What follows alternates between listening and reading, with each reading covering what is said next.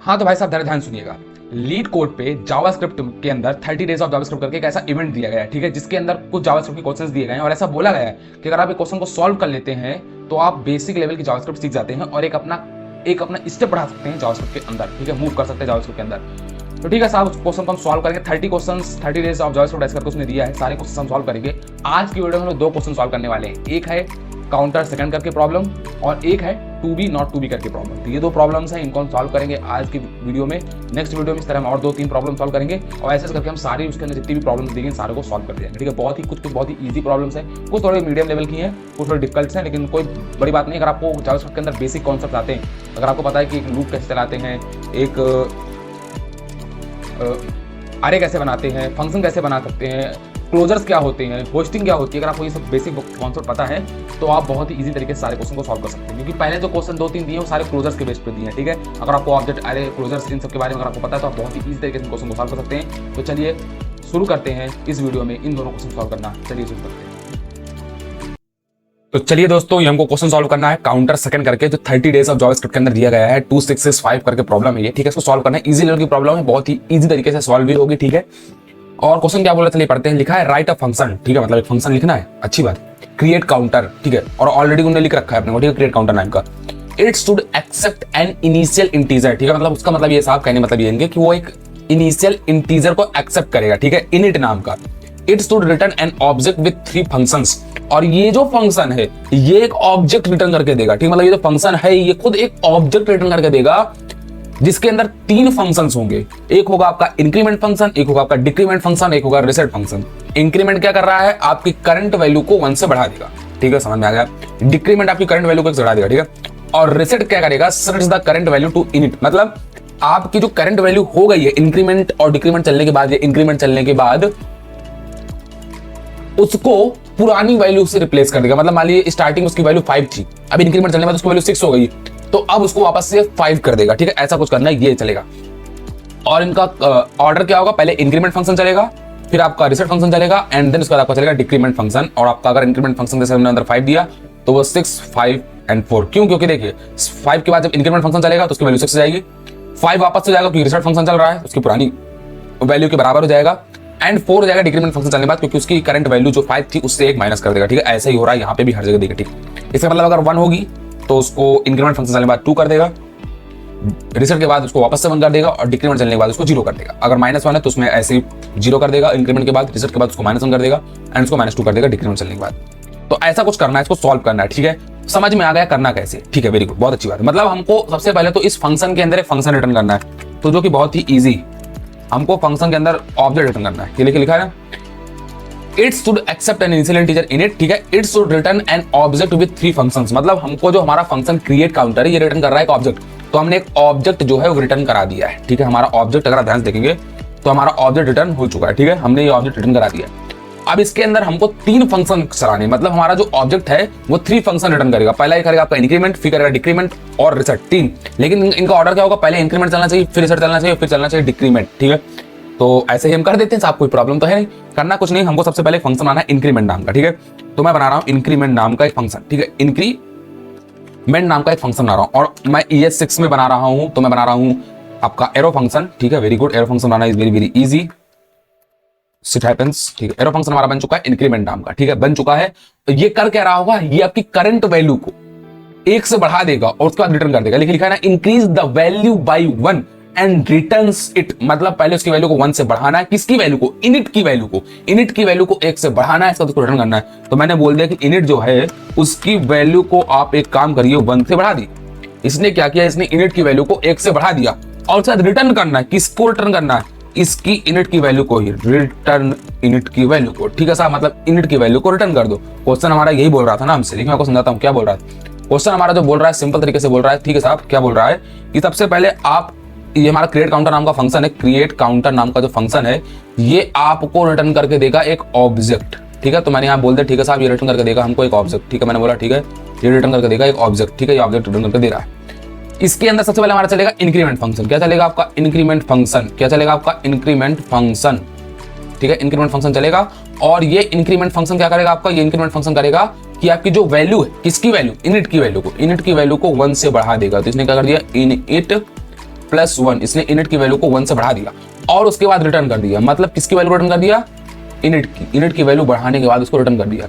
अब मान लीजिए इनिट की वैल्यू स्टार्टिंग में कितनी थी? 5 थी। यहाँ मान लीजिए इनिट की वैल्यू स्टार्टिंग में कितनी थी? 5 थी। तो जब ये फंक्शन चलेगा तो इनिट की वैल्यू यहाँ पे कितनी हो जाएगी? ये हो जाएगी इनिट की वैल्यू 6, क्योंकि देखिए 5 प्लस 1 ये हो जाएगी 6 और ये जाके यहाँ स्टोर हो जाएगी इनिट में, तो इसकी वैल्यू हो जाएगी 6 और उसने वापस जाकर उसको रिटर्न कर दिया। तो ऐसा कुछ होगा हमारे इंक्रीमेंट फंक्शन चलने के बाद। ठीक है साहब, इंक्रीमेंट फंक्शन चलने के बाद ऐसा कुछ होगा। ठीक है, वेरी गुड, समझ में आ गया। अपन ने वही बना दिया। ठीक है, दूसरा इसमें कर रहा है कि अब आपको रिसेट फंक्शन चलाना है। ये देखिए यहाँ बोल रहा है आपको रिसेट फंक्शन चलाना है और रिसेट क्या कर रहा होगा? ये रिसेट कर रहा होगा आपकी वैल्यू को, करंट वैल्यू को इनिट की वैल्यू मतलब इनिशियल वैल्यू में चेंज कर रहा होगा। इसकी इनिशियल वैल्यू कितनी थी?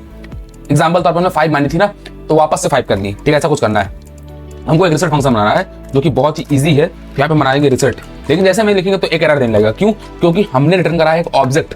ऑब्जेक्ट के अंदर हमारे 3 फंक्शन है, तो जब भी हम ऑब्जेक्ट के अंदर कुछ भी पैरामीटर्स पास करते हैं तो उनको हम सेपरेट करते हैं with the help of comma. अगर आपको नहीं पता तो फिर कुछ बड़ी बात नहीं है। इसका नाम रिटर्न कराना है रिसेट नाम के एक फंक्शन को। ठीक है, रिसेट नाम के एक फंक्शन को मुझे रिटर्न कराना है, तो मैंने उसको रिटर्न करा दिया। ठीक है, वेरी गुड, मैंने एक रिसेट नाम के फंक्शन को रिटर्न करा दिया है। Very good. यहाँ पे मुझे क्या करना है? इसमें मुझे करना है कि जो करंट वैल्यू है उसको नहीं रखना, मतलब करंट वैल्यू को मुझको इनिशियल वैल्यू से चेंज कर देना। मतलब मेरी बात ध्यान समझिएगा, जब इंक्रीमेंट फंक्शन चला, जब हमारा इंक्रीमेंट फंक्शन चला तो इसने हमारी वैल्यू को 1 से बढ़ा दिया था। इसने बढ़ा दिया था, तो मैंने मान लीजिए स्टार्टिंग में इनकी वैल्यू कितनी थी? मान लीजिए स्टार्टिंग में इनकी वैल्यू थी 1, 5। ठीक है, 5 मान लीजिए। ये फंक्शन चलने के बाद यानी आपका जैसे ही इंक्रीमेंट फंक्शन चला, देखिए जैसे ही आपका इंक्रीमेंट फंक्शन चला तो इसने आपका क्या किया साहब? इसने आपका इंक्रीमेंट फंक्शन चलाने के बाद आपका क्या किया? इसने आपकी वैल्यू बढ़ा दी थी। यहाँ पे आपकी यूनिट की वैल्यू कितनी हो गई थी? यहाँ पे आपकी यूनिट वैल्यू हो गई थी 6। लेकिन मुझे इसके बाद चलाना है रिसेट फंक्शन। इसके बाद मुझे क्या चलाना है? रिसेट फंक्शन चलाना है, ताकि रिसेट फंक्शन चलने के बाद मेरी इसकी वैल्यू वापस कितनी हो जाए? 5 हो जाए। वापस मुझे इसकी वैल्यू 5 कर दी। कैसे होगी? तो कुछ लोग बोल रहे हैं सर भैया काम करेंगे, यूनिट को वापस से कर देंगे 5 के बराबर। अच्छा, हमारी यूनिट की वैल्यू 4 होती तो गड़बड़ हो जाता। और हम ऐसा क्यों करेंगे भाई? अगर 4 होगी तो हम क्या 4 लिखेंगे? तो तुम्हारे टेस्ट कैसे चलेंगे? नहीं, कोई पर्टिकुलर टेस्ट कैसे चलेगा। तो हमको पर्टिकुलर हर चीज चलाना है। अब देखिए क्या है, यहाँ पे यूनिट ने अपनी वैल्यू लॉस कर दी, इनिशियल वैल्यू लॉस कर चुका है, उसकी करंट वैल्यू यही है, इनिशियल वैल्यू लॉस कर चुका है। तो हम क्या करेंगे? ये फंक्शन इंक्रीमेंट फंक्शन चलने के पहले हम एक वेरिएबल बनाएंगे। मान लीजिए मैंने वेरिएबल बना लिया वैल्यू करके बना लिया, जिसके अंदर मैंने इनिट की इनिशियल वैल्यू को स्टोर कर दिया है। तो अब वेल के अंदर 5 आ चुका है, जो कि इसकी इनिशियल वैल्यू थी इनिट की। और अब मैं यहाँ पे जाके करूंगा रिटर्न फंक्शन के अंदर जाके बोल दूंगा कि इनिट की जो वैल्यू है ना, क्या साहब, इनिट की जो वैल्यू, किसकी वैल्यू है साहब? इनिट की। जो आपकी इनिट की वैल्यू है, इनिट की वैल्यू जो इसको क्या कर देना साहब? एक काम करना, उसको कर देना वेल के बराबर। किसका कर देना? वेल के इक्वल। तो ये क्या कर देगा? वेल के इक्वल। मतलब वेल की वैल्यू क्या थी? 5। तो वापस इनिट की वैल्यू कितनी जाएगी? 5। या अगर 4 होती तो वापस से 4 हो जाती। ठीक है, ऐसा कुछ करना है आपको। तो अपन क्या करेंगे? अपन यहाँ पहुंचेंगे। ठीक है, इसके यहाँ पहुंचेंगे, यहाँ पहुंचते हैं और यहाँ पे मैं बोलूंगा कि ठीक है साहब, एक वेरिएबल बना दिया मैंने, जिसका नाम रख दिया मैंने वेल। और यहाँ पे जाके मैंने बोल दिया कि यहाँ पे आप एक काम करो, इसकी वैल्यू स्टोर कर लो, इनिट की वैल्यू को। तो अब इनिट की वैल्यू यहाँ पे स्टोर हो चुकी है, तो इनिट की वैल्यू लॉस भी हो जाएगी ना, तब भी यहाँ पे सेव है वेल के अंदर। अब मैं यहाँ क्या बोलूंगा? यहाँ पे जाके मैं बोलूंगा कि एक काम करो, इनिट की वैल्यू जो है ना वो वापस से कर दो वेल की इक्वल, यानी वापस इसकी जो इनिशियल वैल्यू थी उसके बराबर कर दो और अब जाके रिटर्न कर दो। अब रिटर्न क्या करना है अपने को? वापस से इनिट रिटर्न कर देना है। वेरी ठीक है, ऐसा होगा। इसके बाद हमको चलाना है तीसरा फंक्शन, जो कि है हमारा डिक्रीमेंट। चलाना साहब अपने को चलाना है डिक्रीमेंट चलाना। ठीक है, डिक्रीमेंट अपन ने चलाना है, डिक्रीमेंट चलाना अपने को। डिक्रीमेंट चलाना टफ है क्या? नहीं, फंक्शन बन गया एंड आपका डिक्रीमेंट आपका बन चुका। ठीक है, मुझे यहाँ पे क्या करना है? यहाँ पे मुझे इसकी वैल्यू को जो है वो करंट वैल्यू को 1 से डिक्रीमेंट करना है। तो इसकी करंट वैल्यू कितनी हो चुकी होगी? जिसकी इनिशियल वैल्यू होगी, क्योंकि जैसे रिटर्न फंक्शन चलेगा तो इनिट की वैल्यू को जो इनिशियल वैल्यू थी वो इसके बराबर कर देगा। नहीं, अगर 5 रहेगी तो वापस से 5 ही कर देगा। अब मुझे यहाँ पे क्या करना है? मुझे इनिट की वैल्यू को अब 1 से माइनस कर देना। तो मैंने बोला इनिट -1। ठीक है, और मुझे वापस रिटर्न कर देना है इनिट की वैल्यू को। अब मुझे यहाँ रिटर्न कर देना है, इनिट की वैल्यू को। ठीक है, तो मैंने बोल दिया रिटर्न कर दो इनिट की वैल्यू को। देखिए जैसे मैं रन करूंगा तो आई रियली होप सो कि इसके सारे टेस्ट केसेस चल जाने चाहिए और इस कोड में कोई भी एरर नहीं आनी चाहिए। दोनों टेस्ट केस सॉल्व हो चुके हैं एंड सबमिट, और आपका क्वेश्चन सॉल्व हो गया है। तो बहुत ही इजी क्वेश्चन था, बहुत ही इजी तरीके से इसको सॉल्व करना था। सबमिट हो चुका है आपका क्वेश्चन एंड काम खत्म। ठीक है, तो अगर आपको ये क्वेश्चन समझ में आ गया है तो आप इसको जाके सॉल्व कीजिए, सबमिट कीजिए और अपने जावास्क्रिप्ट की जर्नी को एक स्टेप आगे बढ़ाइए। अगर नहीं आया तो वीडियो को वापस से चला के देखिए, और अगर कोई पार्ट समझ में नहीं आ रहा तो कमेंट कर दीजिएगा, मैं आपको सेपरेटली समझा दूंगा। Thank you very much. पिछला जैसा क्वेश्चन, जैसे हमने पिछला क्वेश्चन सॉल्व किया उसके जैसा कि अपने को रिटर्न करना है एक्सेप्ट फंक्शन के अंदर एक ऑब्जेक्ट, और ये ऑब्जेक्ट आपको 2 रिटर्न करके देगा। फंक्शन क्या रिटर्न करके देगा? पहला फंक्शन होगा टू बी। ठीक है, टू बी क्या करेगा कि एक्सेप्ट अनदर वैल्यू। ठीक है, कोई एक अनदर वैल्यू देगा। ठीक है, कोई वैल्यू मान सकते हैं and returns true. True return करेगा if two values equal each other. ठीक है, समझ में आ गया। मतलब यहाँ पे उसने एक वैल्यू पास कर रखी वैल करके, और यहाँ पे जो होगा वो एक दूसरी कोई वैल्यू लेगा, ठीक है, इन अदर कोई वैल्यू लेगा। और अगर वैल और मान लीजिए जो भी इसके अंदर वैल्यू दी गई है, वैल 2 कर दीजिए, वैल 3 कर दीजिए, न्यू वैल कर दीजिए, जो भी है वो अगर ये आपस में इक्वल है तो आपको ट्रू प्रिंट करा देगा, मतलब रिटर्न कर देगा ट्रू। और अगर ऐसा नहीं है तो आपको एक एरर करेगा, यानी आपको थ्रो करेगा एक एरर, ठीक है, जिसके अंदर होगा नॉट इक्वल। ठीक है, ओके, बहुत बढ़िया बात, देख लेंगे इसको भी। और नॉट टू बी के अंदर सेम चीज होगी कि अगर एक्सेप्ट करेगा अनदर वैल्यू, ठीक है, कोई वैल्यू लेगा, ट्रू रिटर्न करेगा अगर दोनों वैल्यू इक्वल नहीं है। ओके, अगर दोनों वैल्यू इक्वल नहीं तो अब इसमें ट्रू रिटर्न करेगा, और इक्वल हो जाएगी तो इक्वल रिटर्न करेगा। ठीक है, ऐसा कुछ क्वेश्चन है तो बहुत अच्छी बात है, मतलब बहुत ही सिंपल है, थोड़ा टेढ़ा है पर सही है। मतलब हमको इस एक्सेप्ट फंक्शन के अंदर पहले तो रिटर्न करना है एक ऑब्जेक्ट। ठीक है, तो सबसे पहले तो हमने क्वेश्चन के अकॉर्डिंग एक ऑब्जेक्ट रिटर्न कर दिया। ठीक है, एक ऑब्जेक्ट रिटर्न कर दिया, हमारा काम खत्म। अब इस ऑब्जेक्ट के अंदर हमारे दो फंक्शन जा रहे हैं, एक जा रहा है टू बी और जा रहा है नॉट टू बी। क्या जा रहा है? जा रहा है टू बी एंड एक जा रहा है नॉट टू बी। सबसे पहले हम लोग क्या करेंगे, सबसे पहले हम टू बी फंक्शन क्रिएट करते हैं। तो मैंने यहाँ पे लिखा टू एंड मैंने क्रिएट किया बी। टू बी फंक्शन मैंने क्रिएट किया, यहाँ पे मैं ऑफकोर्स ES6 की बात कर रहा हूँ ज्यादातर, तो मैं यहाँ पे एक एरो फंक्शन क्रिएट कर रहा हूँ। एरो फंक्शन क्रिएट किया मैंने टू बी नाम का। ठीक है, ये हमको एक वैल्यू एक्सेप्ट करेगा, अनदर वैल्यू, कोई भी दूसरी वैल्यू एक्सेप्ट कर रहा है। अब उसने वहां पे कर रखी वैल नाम की, तो यहाँ पे मैं मान लेता हूँ वैल 2। ठीक है, यहाँ पे एक दूसरी वैल्यू लेगा वैल 2 नाम की। ठीक है, एक फंक्शन ये बन गया। इसके अलावा हमारा दूसरा फंक्शन बनाना है नॉट टू बी नाम का। ठीक है, तो चूंकि ये ऑब्जेक्ट रिटर्न कर रहा है तो इसके अंदर ऑफकोर्स सेपरेट करने के लिए कॉमा लगेगा। मैंने यहाँ बना दिया नॉट टू बी। ठीक है, नॉट टू बी नाम का मैंने फंक्शन बना दिया। एंड इस फंक्शन को बनाने के बाद क्या होगा साहब, देखिए ये फंक्शन बन गया। ठीक है, ये भी क्या करेगा, ये भी कोई एक अनदर वैल्यू लेगा। तो मान लीजिए मैंने इसको बोल दिया कि वैल 2 नाम की ये वैल्यू ले रहा है। ये दोनों सेम वैल्यू लेंगे क्योंकि ये अनदर वैल्यू ले रहा है, ये भी कोई अनदर वैल्यू ले रहा है, ये भी कोई अनदर वैल्यू ले रहा है। तो मैंने बोल दिया दोनों फंक्शन हमारे वैल 2 नाम की कोई अनदर वैल्यू ले रहा है। ठीक है, मुझे करना क्या है, इस क्वेश्चन के अकॉर्डिंग जो बोल रहा है कि वैल फंक्शन जब चलेगा तो वो ट्रू रिटर्न करेगा अगर आपस में ये वैल और वैल 2 वैल्यू इक्वल हो जाएंगे। तो मैं यहाँ पे जाके बोलूंगा सिंपल सा इफ लगा देता हूँ, इफ लगा के बोल देता हूँ कि अगर वैल इक्वल है। अब देखिए बाकी लैंग्वेज के अंदर डबल इक्वल टू होता है चेक करने के लिए, पर यहाँ पे ट्रिपल इक्वल टू होता है। ठीक है, तो आपसे ज्यादा सबका खेल है। अगर दोनों वैल्यू आपस में इक्वल तो मेरे को रिटर्न क्या कर देना, मेरे को रिटर्न कर देना जाके ट्रू। तो मैं यहाँ पे जाके बोलूंगा रिटर्न कर दीजिए साहब, एक काम रिटर्न कर देगा ट्रू, ये रिटर्न कर देगा ट्रू। ठीक है, वेरी गुड। और अगर ऐसा नहीं होता, अगर दोनों वैल्यू आपस में इक्वल नहीं, अगर दोनों वैल्यू आपस में इक्वल नहीं है तो मेरे को एक एरर थ्रो करना है। तो मैं लिख देता हूं थ्रो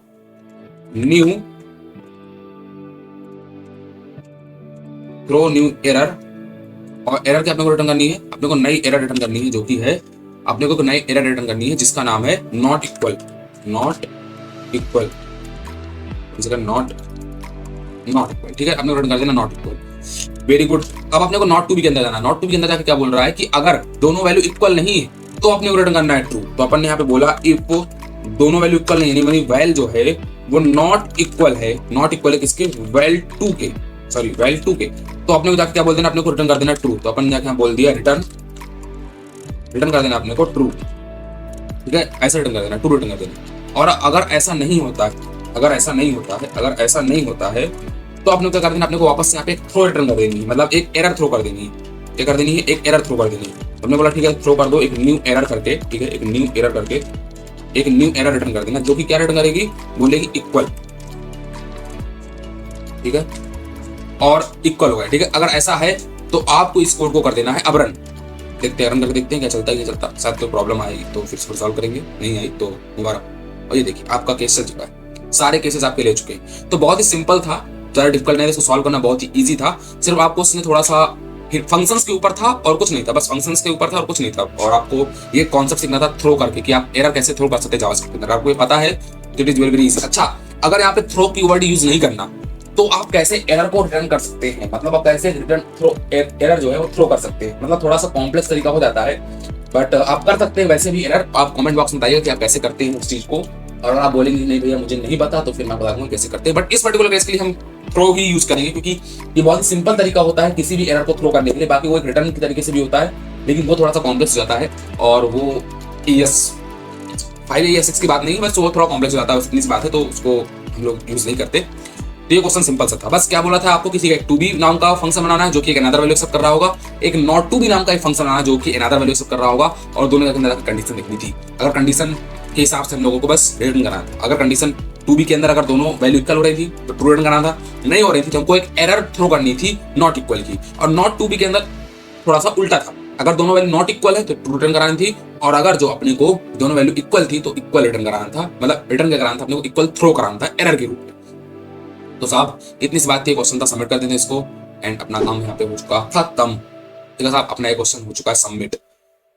तो बस इस क्वेश्चन में इतना ही। अगले क्वेश्चन में और देखते हैं जावास्क्रिप्ट के 30 डेज ऑफ जावास्क्रिप्ट के अंदर कि कैसे कैसे क्वेश्चन सॉल्व करते हैं। आप लोग उसको सॉल्व कीजिएगा। Thank you very much.